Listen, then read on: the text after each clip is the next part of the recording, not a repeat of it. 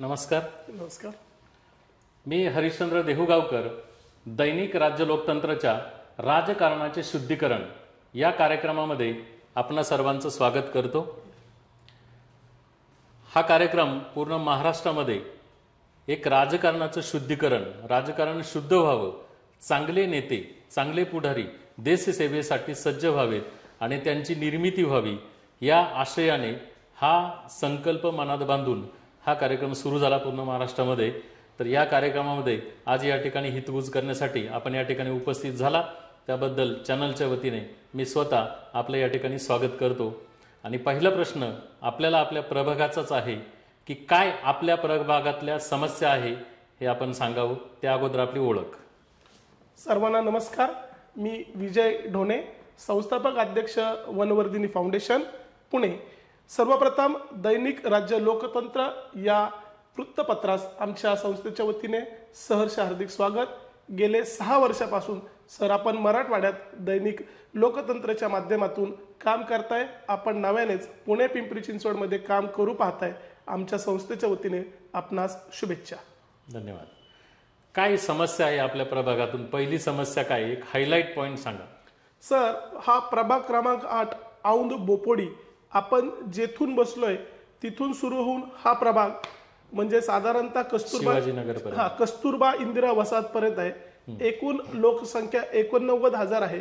म्हणजे इथल्या प्रभागातली मूळ समस्या ही म्हणजे टक्केवारी, खड्डे, बंद पडलेले दवाखाने, अरुंद असे गल्लीबोळी, अपुरा सूर्यप्रकाश, अर्धवट शिक्षण व्यवस्था, मोडकळीस आलेल्या महानगरपालिकेच्या विशेषतः शाळा या इमारती असून याच्यावर आम्हाला प्रामुख्याने काम करायचं आहे. सर, आपण सांगितलं की 89,000 लोकसंख्येचं आपण आता प्रतिनिधित्व करण्याचा मानस ठेवलेला आहे. म्हणजे आपला मानस आहे आता या येणाऱ्या इलेक्शन मध्ये नक्कीच आपल्याला काहीतरी करून दाखवायचं आहे.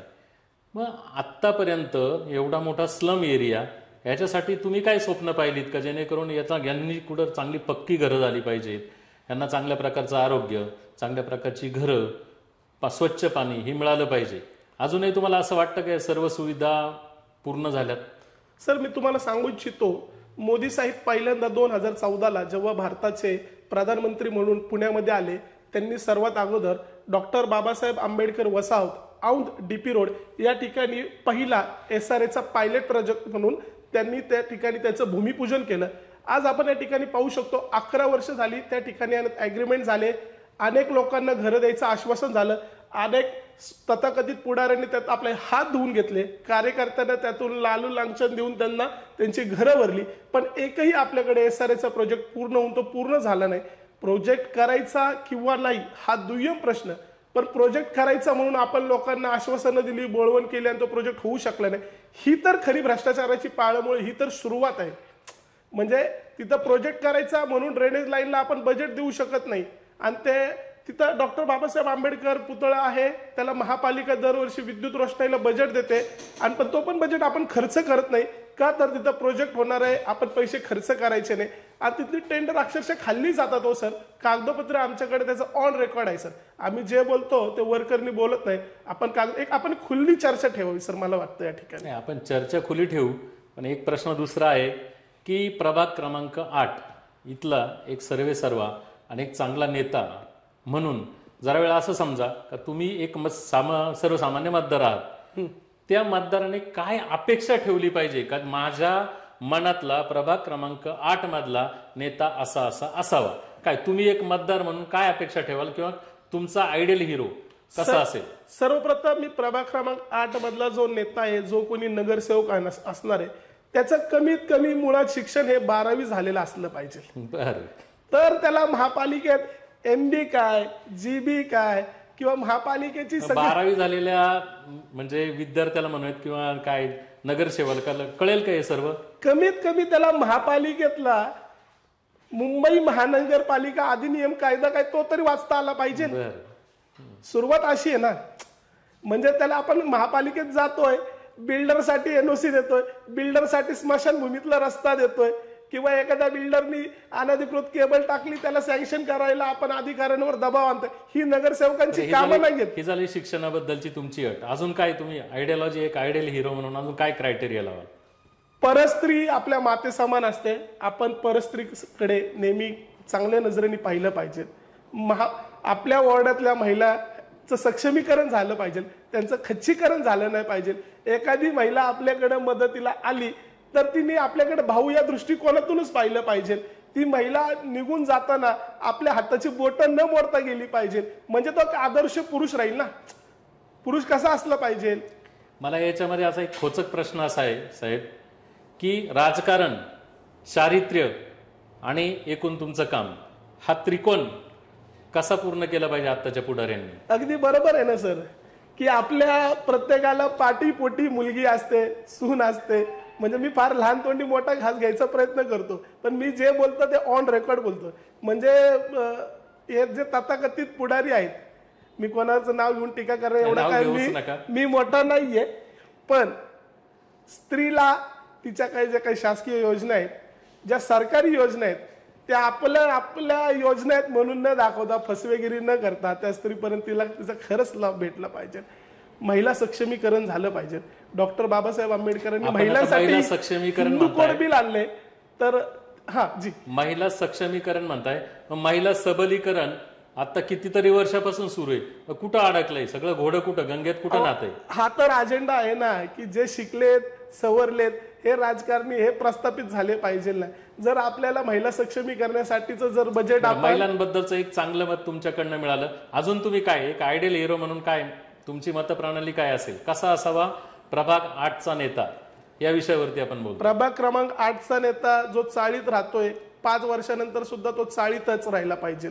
तो म्हणजे चाळीत राहता राहता तो 8 मजल्याच्या 10 मजल्याच्या टॉवर मध्ये जाऊन स्वतःचं बसताना नाही बसवलं पाहिजे. आता तुम्ही ट्रॅकवर आले, मला एका प्रश्नाचं उत्तर द्या, की एका रात्रीमध्ये नगरसेवक म्हणजे निवडून आल्यानंतर सर्वसामान्य कुटुंबात राहतो, मग त्याच्याकडे एक पंचवार्षिक किंवा 2.5 वर्षाचा टर्म कंप्लीट केल्यानंतर 2 वर्षाचा जो काही कालावधी असेल त्याचा तो पूर्ण केल्यानंतर गाडी, बंगला, हे सगळं ऐश्वर्य, हे सगळं येतं कसं? यावर आपलं काय मत आहे?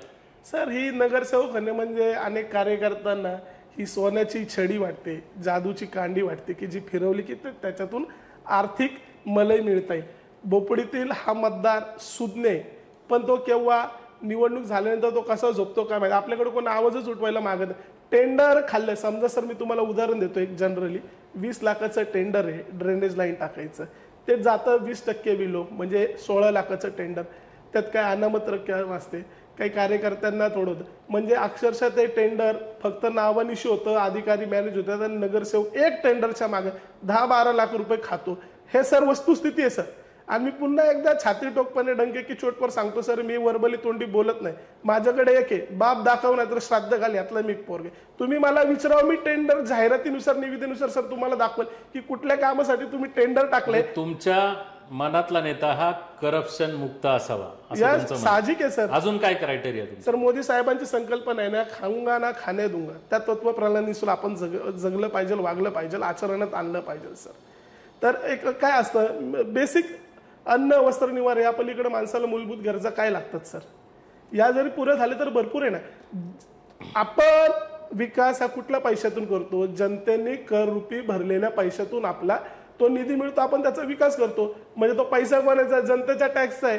तो वापरला कशासाठी पाहिजे? जनतेच्या टॅक्ससाठी वापरला पाहिजे का आपल्या समाजाच्या, आपल्या विविध वाढदिवसाच्या, आपल्या फ्लेक्सबाजीच्या कारणासाठी तो जनतेचा पैसा वापरला पाहिजे? मला असं म्हणायचंय, माझं कन्क्लुजन असं आहे, अंतिम सत्ता जर जनतेची आहे, सर्वच जर जनतेचं आहे, तर हे पुढारी एका रात्री श्रीमंत होतात कसे, असा माझा प्रश्न आहे. साहजिक आहे. रोखठोक तुम्हाला सांगतो ना सर, जर तुम्हाला म्हणजे एका दुसरा कार्यकर्ता सक्षमपणे बाबा ह्या कामासाठी किती पैसे खर्च झालेत म्हणून खोलामध्ये जाऊन विचारतो, बाकी कोणी विचारत नाही.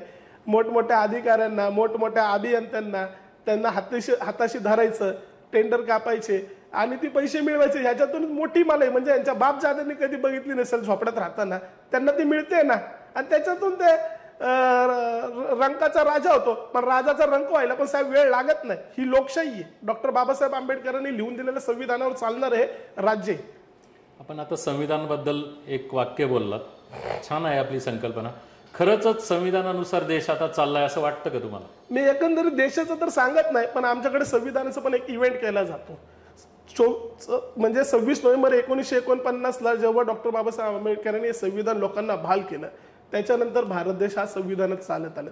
जे म्हणजे राष्ट्रपतीला मतदानाचा हक्क आहे, तोच माझ्यासारखा एखाद्या साधारण कार्यकर्त्याला तो मतदानाचा हक्क आहे. हा संविधानाचा खरं तर विजय या ठिकाणी. पण संविधानाला फक्त आपण विविध संस्थांच्या, विविध विद्यापीठांच्या माध्यमातून पैसे गोळा करायचे, विविध बिल्डरांकडे, कार्यकर्त्यांकडून जाऊन वर्गणी गोळा करायची, टी शर्ट वाटायचे, सायकलवर जनजागृती करायची, म्हणजे संविधानाची जनजागृती अशी नाही. आपण संविधानाचा स्तंभ पण उभा करताना त्यात आपण स्पेलिंग मिस्टेक करतो. तर माझा हा मूळ प्रश्न आहे की आपण म्हणजे शाळेचं नाव लिहिताना आपण स्पेलिंग मिस्टेक करतो. हे जे सभासद आहेत ते तर सभासद नाही आहेत, पण सांगतो. पण हे सुशिक्षितकरण नसल्यामुळे पण हे संविधान आज आपण बघा ना, किती वर्ष झाले, 75-76 वर्षाला आपण संविधानच लोकांपर्यंत पोहोचवतोय ना, ते पोहोचूच शकत नाहीये. आता दुसरा एक प्रश्न आहे आपल्याला, धर्मसत्ता, राजसत्ता आणि जात हा त्रिकोण कसा सोडवाल तुम्ही निवडून आल्यानंतर? सर, जी जात नाही ती जात. बरोबर. प्रत्येकाला आपापल्या जातीचा एक अभिमान असलाच पाहिजे. काही धर्मांध शक्तीत आपण त्यांना धर्मसत्तेपासून दूर. आपल्या प्रभागातून आपण अशी कोणती क्रांती घडून आणाल की जेणेकरून जात निघून जाईल येणाऱ्या काही दिवसामध्ये? सर बघा, मी पुन्हा एकदा सांगतो, मी फार छोटा सामान्य नागरिक आहे. मी काही सामान्य नागरिकांनीच प्रयत्न केले तर कुठंतरी होईल ना. काहीतरी करू पाहण्याचा प्रयत्न करतोय. पण सर आपल्याकडे आहे ना, म्हणजे मतांसाठी ही जी प्रस्थापित मंडळी आहे ती कोणत्या थराला जातील काही सांगता येत नाही सर. म्हणजे ज्याचा त्याचा जयंती ती सर्वसामान्य म्हणजे डॉक्टर बाबासाहेब आंबेडकरांची, त्याच्यासाठी आपण सर्वांनी सहभागी झालंच पाहिजे. बाबासाहेबांबद्दल सर्वांनाच आदर आहे, आपल्याला आहे, आम्हालाही आहे. या संविधानाचं संवर्धन झालं पाहिजे आणि त्या संविधानाप्रमाणे देश चालला पाहिजे. पण आत्ताची जी व्यवस्था आहे, आता तुम्ही बघताय, आज जर हा आमदार इकडच्या पक्षात आहे, उद्या सकाळी तो कुठं असेल याचा भरोसा नाही. या पक्षांतरबंदी काय झालं 1985ला माननीय त्यावेळेस स्वर्गीय पंतप्रधान राजीवजी गांधी यांच्या प्रयत्नातून तो त्याला अथक चांगल्या प्रकारचा कायदा होता. त्या कायद्याचं आज काय करून ठेवलंय पुढाऱ्यांनी? नैतिकता ठेवली का? काय मत आहे आपलं याच्यावर? सर बघा, जर मला राष्ट्रवादी काँग्रेस पक्ष हा पक्ष आवडतो तर मी राष्ट्रवादी काँग्रेस पक्षाचं चिन्ह घेतलं पाहिजे. मी राष्ट्रवादी काँग्रेस पक्ष मला आवडतो आणि जर मी दुसरं बीजेपीचं चिन्ह घातलं तर म्हणजे आपण बाप तर बदलू शकत नाही. तुमच्या प्रत्येक मताला मी मध्ये मध्ये थांबवतो, याला काहीतरी अर्थ आहे साहेब. आता तुम्ही काय म्हटलंय, मला राष्ट्रवादी काँग्रेस पक्ष आवडतो, ठीक आहे, ते तुमचं इंडिव्हिज्युअल मत आहे, किंवा कोणाला दुसऱ्याला अजून तुम्हाला उद्या परत असंही आवडू शकतो. मग तुम्ही आज तुम्हाला ते तत्व आवडलं आणि उद्या परत ते आवडलं नाही, उद्या परत तुम्ही दुसऱ्या पक्षामध्ये गेलात. लोकांच्या ह्या भावनेला किंवा त्यांनी दिलेल्या त्या मताला आज तुम्हाला राष्ट्रवादी काँग्रेस म्हणून आता तुमचं जे काय आहे मतदान केलेलं आहे आणि उद्या तुम्ही पक्षांतर म्हणजे पक्ष बदली केल्यानंतर त्या मतदाराच्या मताला काय किंमत राहते, त्याच्या भावनेला काय किंमत, या प्रश्नाचं उत्तर तुम्ही द्या. म्हणून मला ते म्हणतो ना, असे जे रातोरात पक्ष बदलतात किंवा एका पक्षाचा प्रचार करतात आणि चिन्ह दुसऱ्या पक्षाचे घेऊन उभं राहतात, मतदारांनी त्याला मत न देता त्याला चपलीने मारलं पाहिजे ना सर. तुम्ही सांगा ना, जर मी माझ्यावरून उदाहरण घेतो सर, जर मी राष्ट्रवादी काँग्रेस पक्षाचं काम करतोय तर मी राष्ट्रवादीचं चिन्ह घेतलं पाहिजे ना. हा, म्हणजे ज्या पक्षामध्ये तुम्ही एकनिष्ठतेने आतापर्यंत काम करत आलात त्याच पक्षाचं कार्य, त्यांची ध्येय धरणं सगळेच पक्षांची जर चांगली ते पुढे न्यायला काय अडचण आहे, हे आमचं मत आहे. अगदी अगदी बरोबर. ह्या मताशी तुम्ही सहमत आहात का? 100% सहमत आहे सर. बरं, आता मला दुसरा एक विषय सांगा की आता प्रभाग 8 मधून आपण इच्छुक आहात, काय कशी म्हणजे तयारी आपली कुठपर्यंत आली? सर आता बघा, हा ऑक्टोबर महिना चालू आहे. माझ्या अनुभवानुसार ऑक्टोबरच्या शेवटी किंवा नोव्हेंबरच्या सुरुवातीला आरक्षणाची सोडत जाहीर होईल. 15 डिसेंबरच्या आसपास आचारसंहिता लागेल आणि माननीय सुप्रीम कोर्टाच्या आदेशानुसार 30 जानेवारीच्या अगोदर आपल्याला या ठिकाणी स्थानिक स्वराज्य संस्थेचं पूर्ण आपल्याला बसवायचं आहे. तर आमचा मित्रपरिवार, आम्ही ज्यांच्यासाठी रात्री अर्ध्या रात्री चांगल्या हेतुशुद्ध भावनेने कामं केलेत, ती लोक आमच्या पाठीशी आहेत. आमच्या पाठीशी अदृश्य प्रकाशमय असा हात आहे. अनेक लोक आमच्या पाठीशी आहेत आणि आम्ही प्रत्येकाकडे चांगल्या नजरेनेच पाहून आजपर्यंत काम करत आलेलो आहेत. आम्ही कुठल्याही प्रकारचा भ्रष्टाचार केलेला नाही आहे, करायचा तर प्रश्नच नाही, कारण आमच्याकडे येत नव्हता आणि करणारही नाही, हा आमचा भविष्यातला शब्द आहे. त्यामुळं आम्ही हत्तीवर बसून साखर न वाटता, मोठा बडे जाऊ न करता, फक्त फ्लेक्स न लावता, ब्रँडिंग न करता, आम्ही माणसं जोडत चाललोय, आम्ही तळागाळातील लोकांपर्यंत पोहोचत चाललोय. परत मी एक छोटंसं उदाहरण घेतो सर. सुई आणि कैची, मी नेहमी उदाहरण देत असतो. कैची दिसायला मोठी असते, ती दिसायला मोठी असते पण ती कापत असते, आणि सुई दिसायला लहान असते पण सुईचा गुणधर्म असतो की ती टोचत असते. पण ती टोचता टोचता सुई शिवत असते, माणसं जोडत असते, विणत जाते. तसं मी सुई म्हणून एक काम करतोय, लोक जोडत जातोय. काही तिकीट भेटेल नाही भेटेल तो नंतरचा जर तर प्रश्न आहे. तर तिकीट जर नाही भेटलं तर तुमचा काय मानस आहे? सर थांबावं लागेल सर. म्हणजे आपण दुसऱ्याच्या, एक मराठीत वाक्प्रचार आहे, खंडीच्या वर्णात मुतायचं, तसं आम्ही काही चुकीचा प्रकार करणार आहे. आमचं जे हेतू उद्देश ठरलेले आम्ही ते पूर्ण करणारच ना सर. एखाद्या वेळेस म्हणजे नाही भेटलं तर माघार घ्यायची पण आपली तयार आहे. म्हणजे पडायचं पाडायचं तसंतला आपला काय प्रकार नाही. पण आमचं जे हेतू उद्दिष्ट, आमचं जे लक्ष्य ठरलेलं आहे, जे अभेद्य आहे ते आम्ही मिळवणारच.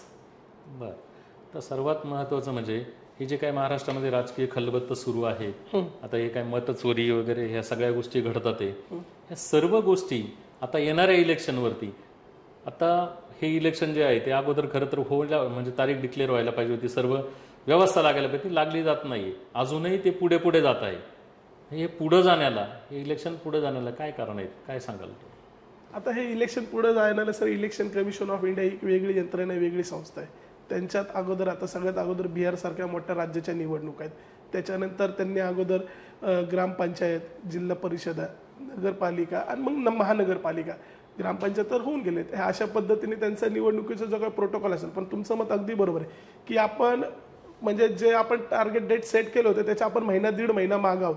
सत्ताधाऱ्यांना भीती आहे की जे विरोधी पक्षनेते भीती, त्यांना असलेल्या कॉन्फिडन्समुळे हे सगळं तळ्यात मळ्यात चाललेलं आहे. आमच्यासारख्या पण कार्यकर्त्याला जो स्वतःच्या कष्टातून, आपल्या उत्पन्नाच्या काही माध्यमातून थोडं समाजसेवेसाठी खर्च करतो, आम्ही सुद्धा टेन्शनमध्ये येतोच ना सर या गोष्टीमुळे.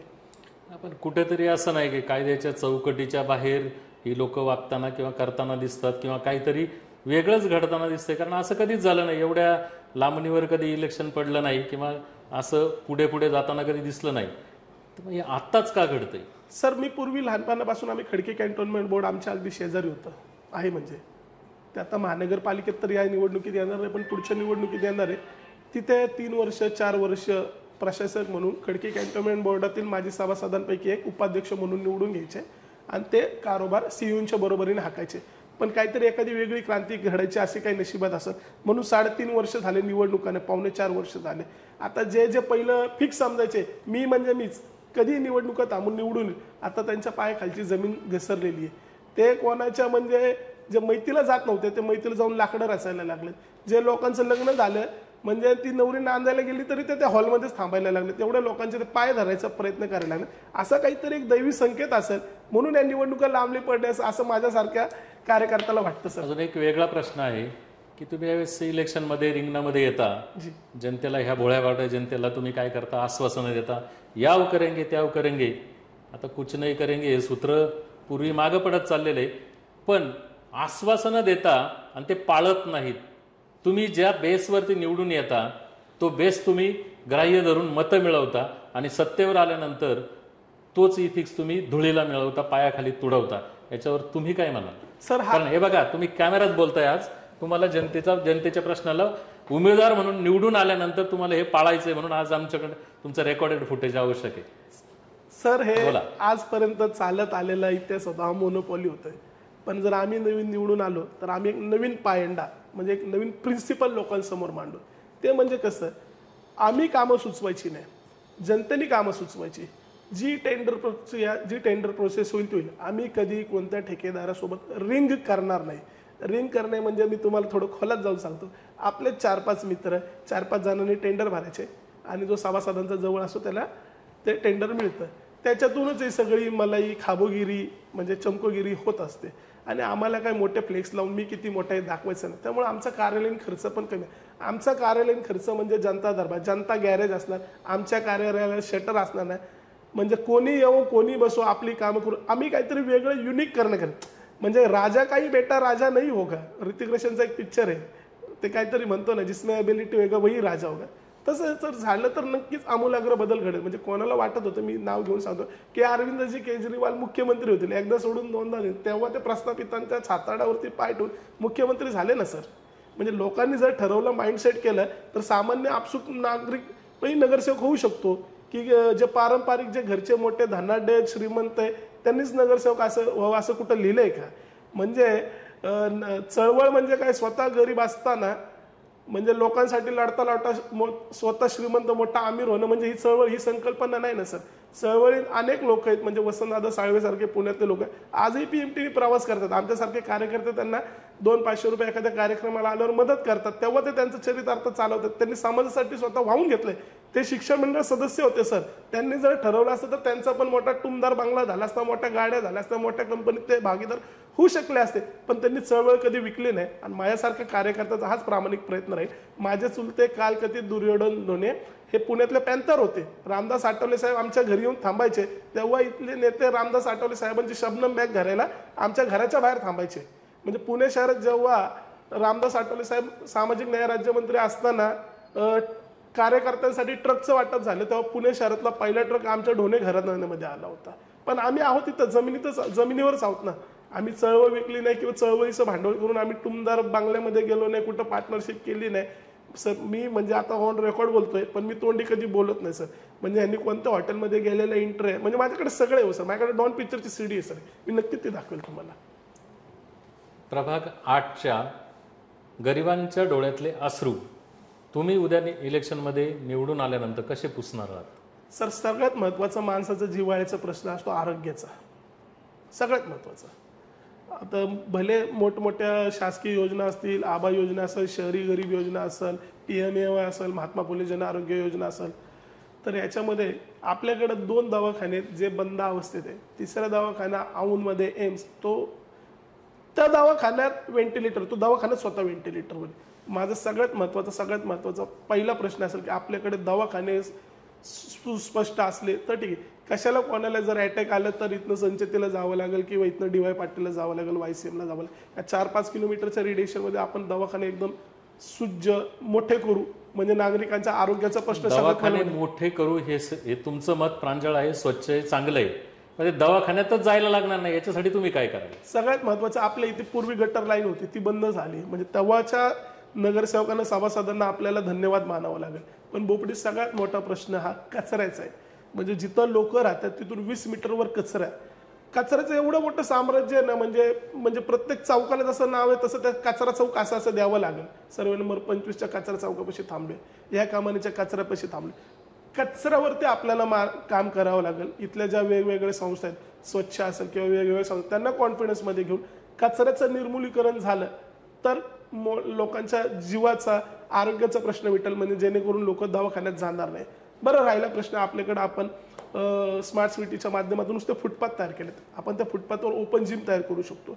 कोणा एकाच ऑफिस करण्यापेक्षा आपण तिथं ओपन जिम तयार करू शकतो. त्याने नागरिकांना गार्डनमध्ये, त्याच्यानंतर तिथं त्यांना त्यांचा व्यायाम करता येईल. स्वतःच्या शरीराकडे, आरोग्याकडे लक्ष देता येऊ शकतं ना सर.